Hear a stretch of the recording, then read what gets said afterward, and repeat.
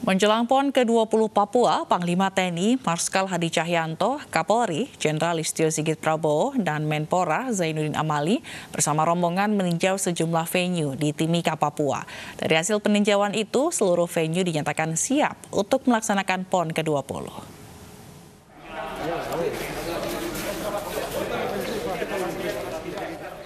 Panglima TNI Marskal Hadi Cahyanto, Kapolri Jenderal Listio Sigit Prabowo, dan Menpora Zainuddin Amali bersama para pejabat TNI Polri lainnya meninjau langsung kesiapan sejumlah venue untuk PON ke-20 Papua di Timika. Terkait dengan keamanan, Bupati Mimika menjamin pelaksanaan PON ke-20 nantinya berjalan dengan aman dan lancar. Bupati Mimika juga menambahkan sebelum pelaksanaan PON ke-20, seluruh masyarakat Mimika sudah divaksin dan pelaksanaan PON ke-20 nanti digelar dengan protokol kesehatan. Untuk yang mereka khawatirkan itu pertama menyangkut keamanan. Keamanan itu selalu saya katakan kalau khusus untuk Timika itu soal keamanan aman. Tidak sama seperti kabupaten-kabupaten yang lain. Kabupaten lain. Kalau di sini benar-benar aman, keamanan berlapis. Keamanan pun berlapis. Apalagi masyarakat juga ikut membantu keamanannya. Itu. Kemudian yang kedua, COVID kami siap untuk bantu masyarakat untuk kasih turunkan COVID. Nah, dan tidak seperti orang bicarakan dari mana-mana. Itu daerah Kabupaten Mimika itu yang cepat menangani turunkan COVID-19. PON ke-20 Papua 2021 siap digelar sesuai jadwal, yaitu pada tanggal 2 hingga 15 Oktober 2021. Dari Timika, Papua, Nathan Making, iNews melaporkan. Dari Paralimpiade Tokyo 2020, perolehan medali untuk kontingen Indonesia ini kembali bertambah. Kali ini medali datang dari cabang olahraga para tenis meja kelas 10 perorangan putra. David Jacobs meraih perunggu setelah ditundukkan atlet asal Prancis Matteo Boyas pada semifinal yang berlangsung di Tokyo Metropolitan Gymnasium. Medali perunggu David di Paralimpiade 2020 merupakan perunggu keduanya di ajang pesta olahraga Paralimpiade. Sebelumnya, David meraih medali serupa pada Paralimpiade London 2012. Dalam pertandingan berikutnya, Indonesia akan menurunkan pasangan David bersama Komet Akbar untuk berlaga di nomor ganda putra para tenis meja kelas 9-10 Paralimpiade Tokyo 2020.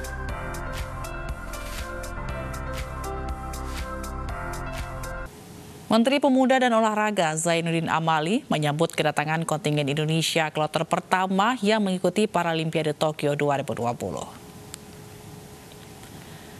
Atlet parasailing Muhammad Fadli Mudin dan atlet para powerlifting ini Ninengah Widiasih tiba di VIP Terminal 3 Bandara Soekarno-Hatta, Tangerang, Banten, didampingi kedua pelatih Fadilah Umar dan Yanti.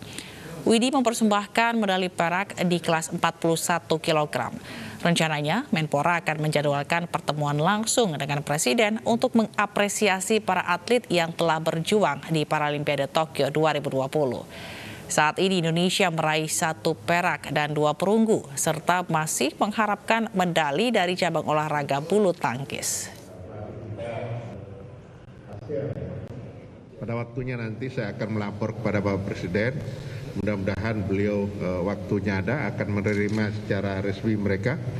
Sama seperti Bapak Presiden menerima atlet-atlet yang sudah selesai bertanding di Olimpiade Tokyo yang lalu. Sekali lagi selamat ya pada para atlet, khususnya kepada Widi dan pelatih. Mudah-mudahan akan tambah lagi karena ini kita lebih baik dari Rio de Janeiro ya. Rio de Janeiro kita hanya peroleh 1 perunggu ya. Sekarang sudah ada 1 perak, 1 perunggu dan sedang menanti para badminton ya. Terima kasih kepada Pak Menteri yang sudah hadir di sini. Terima kasih untuk bapak-bapak, ibu-ibu yang hadir di sini, teman-teman media. Saya sangat bersyukur dan kami telah sampai di Indonesia dengan keadaan sehat dan selamat. Dan saya juga sangat senang karena kembali lagi saya bisa mengibarkan merah putih di Paralimpik. Dan ini adalah pencapaian prestasi saya saya bisa memperbaiki pencapaian prestasi saya dari yang Rio de Janeiro 2016, yaitu perunggu dan sekarang perak, dan semoga nanti ke depan saya bisa berprestasi lebih baik lagi. Amin.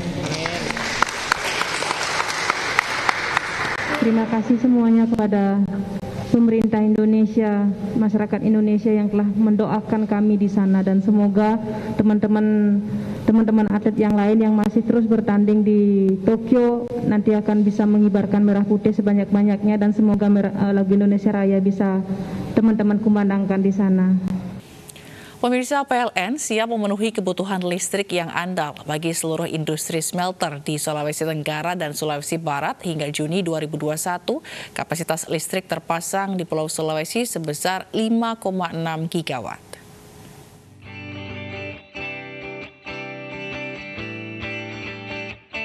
Ditemui dalam kunjungannya ke smelter PT Huadi Nikel Alloy Indonesia di Bantaeng, Direktur Bisnis Regional Sulawesi, Maluku, Papua, dan Nusa Tenggara, Syamsul Huda menegaskan, kesiapan PLN melayani kebutuhan listrik bagi investor di 3 provinsi, khususnya bagi industri smelter.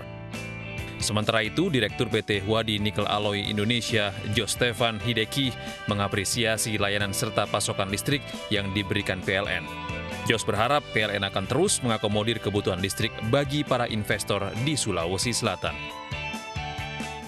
Pertama-tama terima kasih. Akhirnya pada hari ini kami melakukan Energize 80 mega. Semua ini bisa tercapai juga karena bantuan dari teman-teman di PLN. Tanpa support dari PLN ini tidak mungkin terjadi. Harapannya kami bisa jadi pelanggan yang lebih besar bagi PLN. PLN bisa memberikan pasokan listrik yang handal kepada kami. PT HNI merupakan perusahaan yang berfokus pada industri pengolahan dan pemurnian mineral nikel. Sebelumnya, PT HNI telah dipasok daya existing sebesar 40 megavolt ampere di tahun 2018. Hingga kini PLN telah memenuhi kebutuhan listrik di PT HNI dengan total 120 megavolt ampere dan akan kembali menyalurkan 90 megavolt ampere pada bulan Oktober 2021.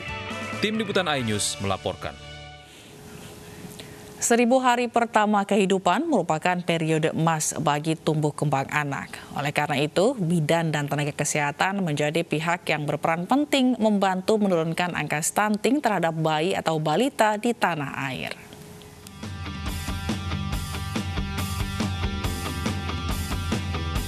Kimia Farma berikan penghargaan kepada bidan di Tangerang dalam membangun inovasi pencegahan stunting terhadap kelompok 1000 hari pertama kehidupan.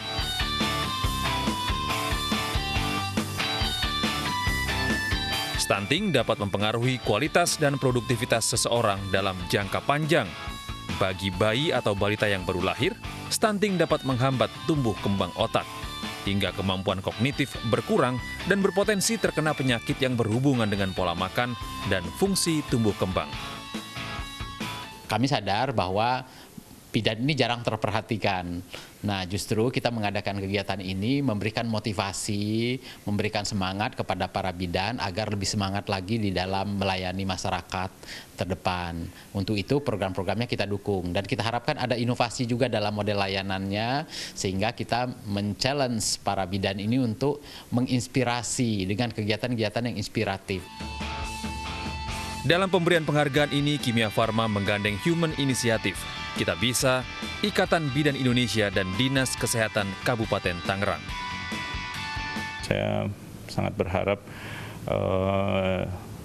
ibu-ibu itu memiliki posisi yang sangat strategis, yang sangat menjadi panutan masyarakat, sehingga kami menitipkan masyarakat dengan edukasi, dengan sosialisasi terhadap pandemi ini dan hal-hal yang bisa dilakukan oleh masyarakat dalam mencegahnya gitu. Setelah proses seleksi, Kimia Farma memberikan penghargaan dan apresiasi berupa uang sebesar 10 juta rupiah kepada 15 bidan berprestasi. Alhamdulillahirrabbilalamin, rasanya saya bersyukur banget, kemudian saya juga bangga terpilihnya salah satu bidan inspiratif di Kabupaten Tangerang. Saya nggak menyangka gitu, karena kegiatan program inspiratif ini sangat penting, apalagi untuk mendukung kegiatan 1000 hari pertama kehidupan di masa pandemi seperti ini. Kegiatan ini diharapkan dapat menginspirasi bidan hebat lainnya untuk memberikan ide-ide brilian dan pelayanan yang optimal kepada ibu dan anak demi meningkatkan kualitas sumber daya manusia Indonesia yang produktif. Dari Jakarta, Rian Rahman, Dharma Pandularas, iNews melaporkan.